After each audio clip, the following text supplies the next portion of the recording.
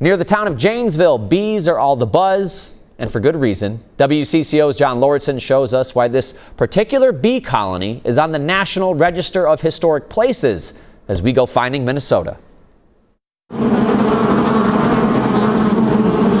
Did we ever figure out how many times you've been stung in your life? No. No idea. Tip of my tongue, that's a bad one. Your nose is really bad. Larry Hofmann has done the research on bee stings, but not by choice. He grew up on this farm in Waseca County, where pigs once ruled before bees took over. It's very comforting to have them here and to hear them in the air. You know, we love that. It all began in 1903 when Larry's grandfather, Emil Hofmann, happened upon a swarm of bees.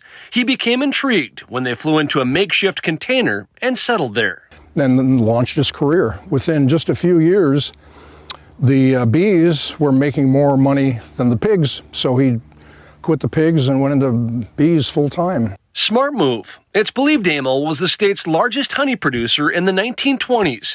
At his peak, he had 1,000 colonies, along with a wax house and a honey house. After Emil's death, his son Charles took over, and Larry followed.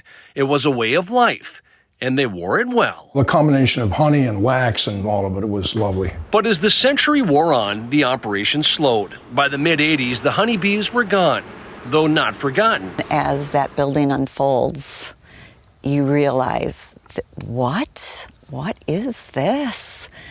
And I looked at Larry and I said, this has to be saved. During a tour of the Hofmann Farm, Joan Mooney of the Waseca County Historical Society realized there was history through honey. So with Larry's blessing, she got the apiary put on the National Register of Historic Places, the only one in the country with that distinction. Then she helped secure funding for new roofs and windows for the houses. So he did some repairs with reclaimed barnwood. The goal is to turn the farm into an education center with a pretty sweet story. It is amazing that it happened the way it did and sustained them as long as it did. And the bees are back and as busy as ever, but with a new purpose.